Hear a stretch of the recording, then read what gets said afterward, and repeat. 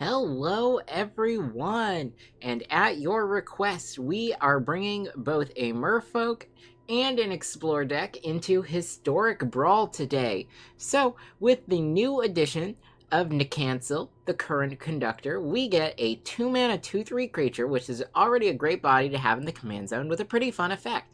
Whenever a creature we control explores a land card, so that means we see that land card and put it into our hand, we can actually go ahead and take that land and put it onto the battlefield tapped, or any other land that's in our hand. It doesn't have to be the one we explore. Additionally, whenever a creature we control explores a non-land card, so that's the opposite end of explore, we get to put a +1/+1 counter on our commander. And at 2 mana, this is some insane value right here. So as you can imagine, just based entirely on what our commander does, we have two goals with this deck. Goal number 1, play a bunch of Merfolk. We're playing a Merfolk deck. Goal number 2, explore a whole bunch, because we want that explore synergy. So let's go ahead and take a look at some of the standout cards that we have here. First things first, since our deck does have a ton of Merfolk value, we are running Cavern of Souls in the land base. This is such a strong land to have for any of our tribal decks, especially here in Merfolk. It's no different, making sure our Merfolk can't be countered. Additionally, we've got some other support as well. We do want some card draw since we have a fairly low mana curve that's quite aggro. We have Kindred Discovery here. We'll pick Merfolk. Whenever a Merfolk enters the battlefield or attacks, we'll draw a card. This will refuel our hand. This is really good. Roaming Throne is another one of the new additions from this most recent set that's really good. We get to choose a creature type, Merfolk, and then if a triggered ability or of any other creature we control that's a Merfolk triggers, it'll trigger again. So double Merfolk trigger is going to be really strong. Additionally, we've got a couple of other cards that are just here for some value for us. Guardian Project to give us some more lands. We've got actually Deep Fathom Echo, which is a Merfolk spirit. It's just kind of interesting to call out the two creature types there, and this gives us further explore synergy. We are running Rhystic Study because, of course, we have to ask our opponent whether or not they want to play the one, and we do have two swords in this deck, Forge and Frontier, Fire and Ice. Both of these are gonna keep our Merfolk safe and give us some additional value as they deal combat damage. We do have a couple of spells here that we can use for interacting with our opponent, things like Fading Hope and Blizzard Brawl, and we are running Blizzard Brawl, which is why we have Snowlands in this deck, worth pointing out here. Additionally, if we take a look, we've got a bunch of fun Merfolk. This is an alchemy card here, but whenever one or more non-token creatures deal combat damage to a player, we can choose a creature and add a duplicate to our hand. So this is going to be absolutely insane with some of our higher value Merfolk. Really refuel the hand as well. We're doing some really cool things in blue and green here.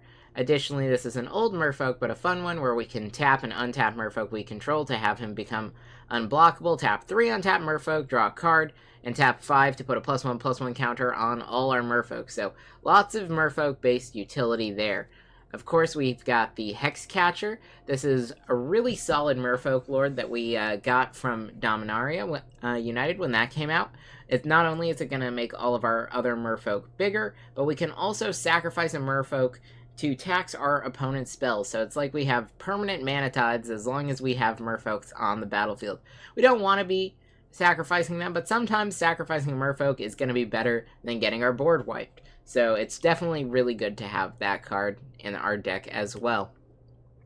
When it comes to non-Merfolk cards, there isn't much, but we do have Delighted Halfling and Elvish Mystic for some early game ramp, which is worth pointing out, since we do want to be ramping just a little bit, even though our mana curve is fairly low. We have Mox Amber as well. A lot of our Merfolk are actually going to be legendary, so we do get a lot of value there. And Jadelight Spelunker is a really fun card that's going to let us explore X times, so I really do want to be casting that for a really large X value. But even if it's a small X value, that's going to be fine by me, since this is going to give us value no matter what, and it synergizes with our commander. Now, if you guys have been enjoying my content, make sure you subscribe to the channel to stay up to date on my latest videos. And if you do enjoy this video, make sure you give it a like. Now, let's go ahead and see how this deck does. Alright, opponent goes first. We have the Hexcatcher We've got a Realm Walker and Roaming Throne. A little heavy on the lands, but I actually don't mind this. I think we can go ahead and keep here. Now, I don't want to shock in the breeding pool if I don't have to. Let's just go ahead and play out our first Merfolk.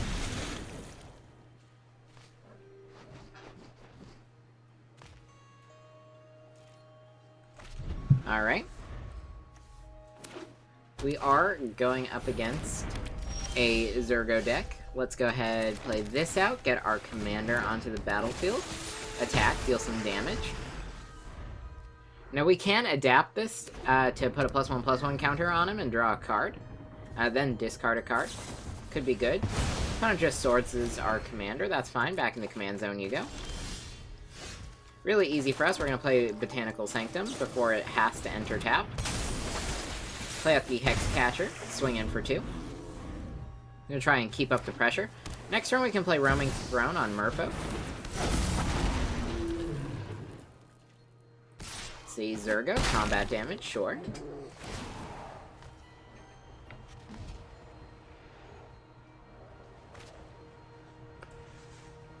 Let's see if our opponent decides to return Zergo. Yep, they do. It is always going to be expensive for our opponent to be using their deck. We're going to replay out our commander. Deal some more damage. Next turn, we've got our River Herald Scout, which is pretty cool. Draw 3 cards, that's fine.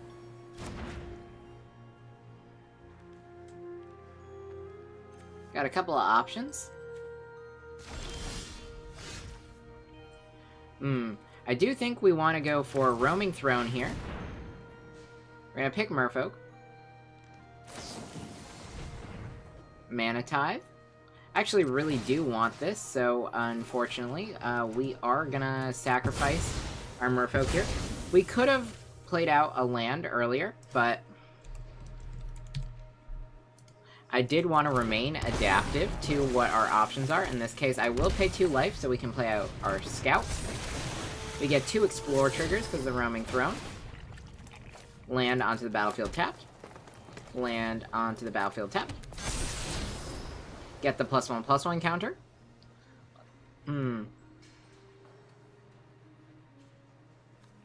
This could be kind of cool to have here. Actually, don't mind drawing it. I think we'll hold on to that. We get extra +1/+1 counters, and we can swing out. Opponent's down at 13. And of course, our Hexcatcher is doing some insane work for keeping our opponent's spells from resolving. We get 2 more Explore triggers with the Herald Scout.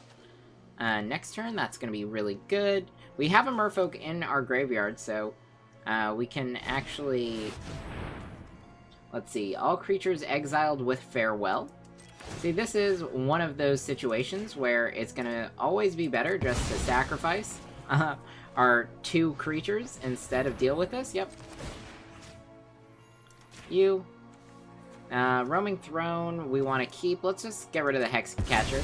That's fine. This gives us 9 damage. Potential to be more here. We double Explore.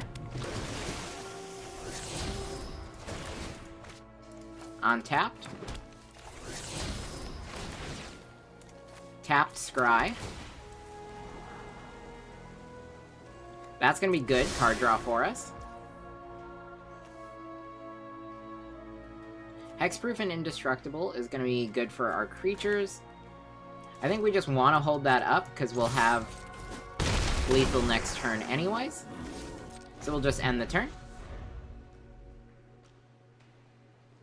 We know that they don't have Farewell anymore, so really we're only worried about like 1 potential exile removal effect. Okay, opponent shocks down to 3. They do have to clear the board here. Most board wipes are going to be sorcery speed, so we can definitely beat our opponent having 2 board wipes by responding with the Scale Shield. We wait for them to pay the ward cost, which they do, and now we'll cast. Opponent does have a window here to use another removal spell. And if they do, that's actually going to fizzle their other card, which I think is really cool.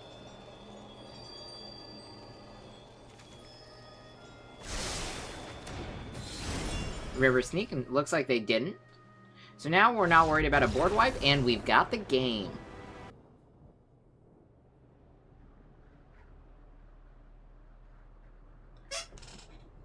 Alright, so here we are on the play. And honestly, this looks pretty good. I don't mind keeping this.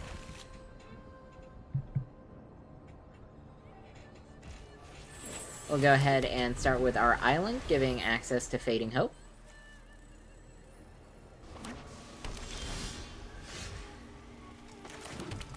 Play out our commander here. Next turn we have Jadelight Ranger for the double explores. Bankbuster, sure.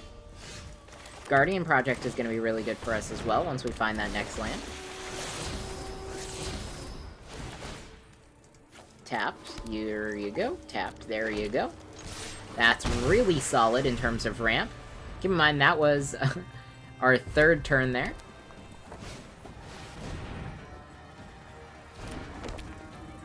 Red, sure. Faithless Looting, also fine. I think we want to go with Guardian Project. Though we also have the ability to explore some. Let's go with Guardian Project, though. Guardian Project is going to pay off in the longer run. We get to hold up Fading Hope here as well.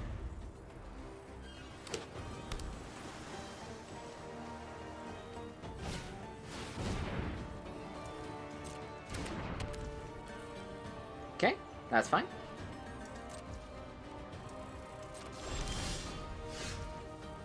Merfolk Trickster is fun, but let's start exploring. We want to explore pre-combat. Tapped and onto the battlefield. Sword of Fire and Ice. Let's go ahead and explore again. Can't be blocked. That's fine. We get our +1/+1 counter. They can play you out. Draw another card. Land for turn. Move to combat. Got our opponent down at 14. We draw an additional card. Everything's looking pretty good. We can actually steal one of our opponent's artifacts with the Skydiver. Back in the hand.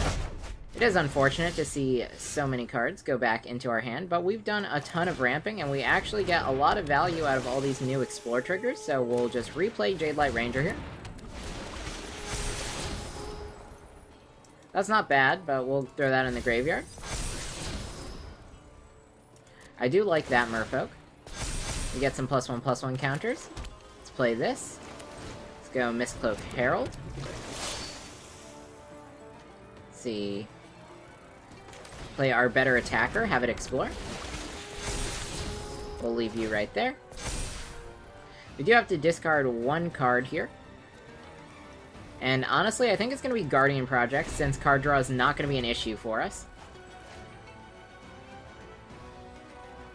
We have 13 damage on board right now, with the ability to explore, potentially get up to 14. Alright, opponent's tapped down.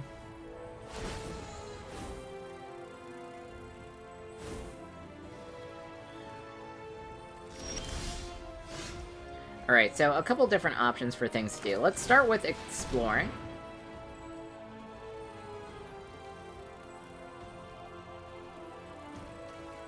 After that, we can go Hex Catcher. Maybe play the Tide Mage. We have, again, a bunch of options here. Fading Hope could be good. Nope, looks like we've got it. Alright.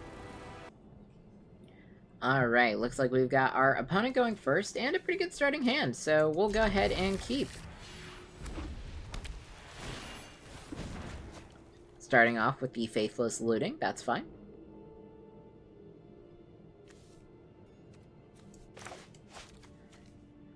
Curious to see what our opponent puts in the graveyard. We are up against a mono red deck.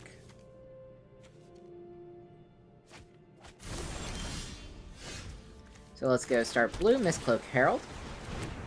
We do want to start getting some early value.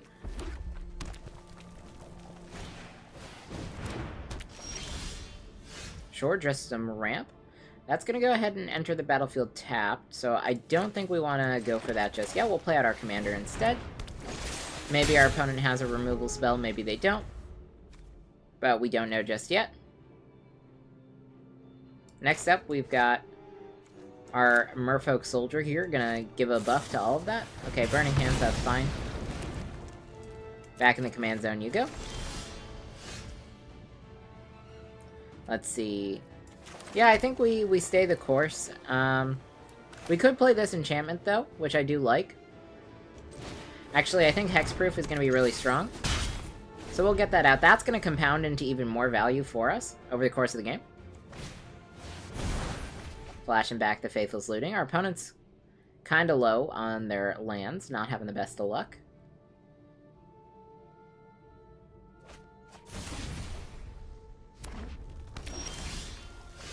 Alright. I think we're going to go Shaper's Sanctuary, then Delighted Halfling. Again, a lot of ramp and build up here. Shaper's Sanctuary is going to be really nice for protecting our creatures from our opponent's removal spells.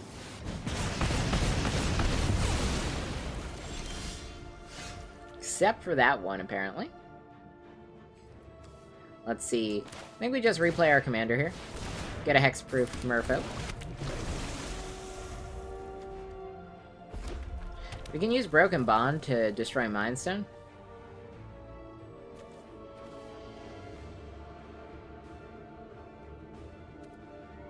They could play out their commander. If they do, it'll take 3 damage. Potentially more than that.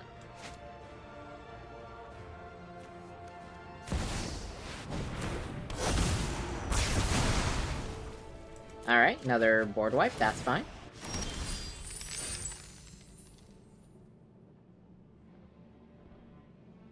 Alright, I think we're just gonna go for our largest Merfolk here.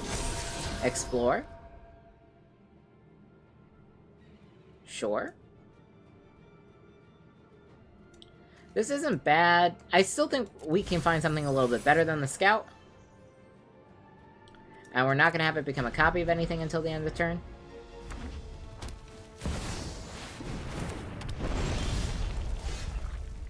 Alright. Let's go ahead, do this right now. Make another Hexproof Merfolk. Twist and turns. We'll have this creature explore. I do want to grab Dreamroot Cascade. We'll play that as the land. Jade Light Ranger I like to have on top. We'll decline. Swing out. So we really just wanted the extra +1/+1 counters there so we can survive Chandra's Plus with Fiery Emancipation. I mean, they almost certainly have to kill that Merfolk. We'll get to draw a card.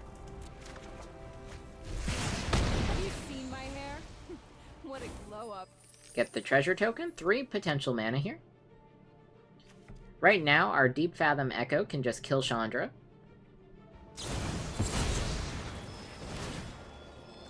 Yeah, we'll go ahead and draw another card. No reason not to.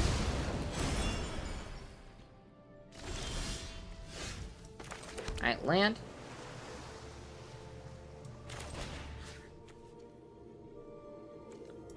We're just gonna destroy that right now, because we can't really deal with that.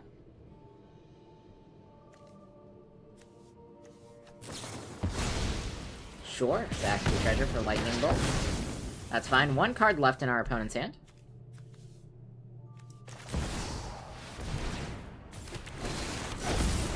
Play out our Indestructible Merfolk, since that's going to be a really good one to have on the battlefield, since our opponent's been using a lot of removal.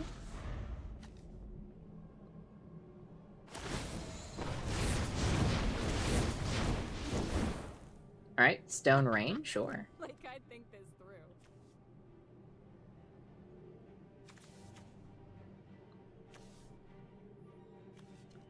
Honestly, I think they want to play out the other Chandra here. Probably the best bet, but we'll see. Yep. Time to light up the darkness.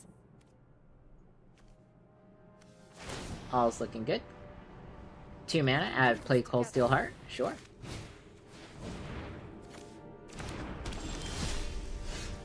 Alright. Let's go play out our Tyrant. Play out another Merfolk. Explore, we'll grab a land, because why not? Play said land. Transform. We'll play you out, explore. Another land. Pretty good. Let's see, what do we have? 1, 5 for a +1/+1 counter on everything. I think this is actually going to be the way to go. We go 1, 2, 3, 4, 5, and we've got it. Alright, so as we saw, this is a really powerful aggro deck with lots of potential for card draw. All of the exploring that we're doing in this deck is actually enabling us to grow our small threats over the course of the game as well, which is really powerful. Adding the swords, I know, seems a little odd up front, but that protection really will make the difference towards the end game, since we are whittling down our opponent's life total a good deal beforehand. Hex Catcher is probably one of the better new Merfolk that we've seen as of late, so if you see this in your opening hand, that's going to be huge for you as well, which is really strong. There are a couple cards in here that aren't Merfolk, definitely worth considering, so you do lose some synergy, but again, they make up for it with ramp, things like Delighted Halfling and Elvish Mystic. We also have Ixali's Diviner here, which is a human druid, not a Merfolk, but it does give you that explore trigger, which is really what you're kind of looking to do with this particular deck. Let's see, Jade Light Spelunker is really fun. Just exploring a bunch and getting all of those triggers on our commander can be absolutely insane. I mean, even if it's 3 mana to explore twice, I mean, that's really good. So definitely a good pick to have in this deck. Now, if I were to make any changes having played, there's only kind of one thing that I would consider, and that would be Spreading Seas is a really good card to have in Merfolk decks. You know, you've got that disruption of your opponent's mana base, but that being said, we are definitely playing an aggro game plan and focusing on our creatures, so Spreading Seas will just kind of slow us down a little bit in the early game, and by the time it's late game, our opponent will already have other mana sources, so it's kind of, I found that it was a little bit more of a win more card, where you kind of find an opponent who was already having a not great time with their mana, and then make it a little bit worse. So you could include that if you want to. Again, it can get you some free wins if you take an opponent's 2 or 3 color deck off one of the colors they need, and bonus points if they don't have any blue in their deck, right? That's just basically making one of their lands colorless for no reason, which is definitely good, but yeah. Aside from that, I really like the way this deck plays. I like all the card choices, and I think that it's actually in a pretty good spot. If you guys did enjoy this video, make sure you give it a like, and if you have any other ideas for another deck you'd like to see me play, why don't you let me know in a comment down below. I'll see you all next time.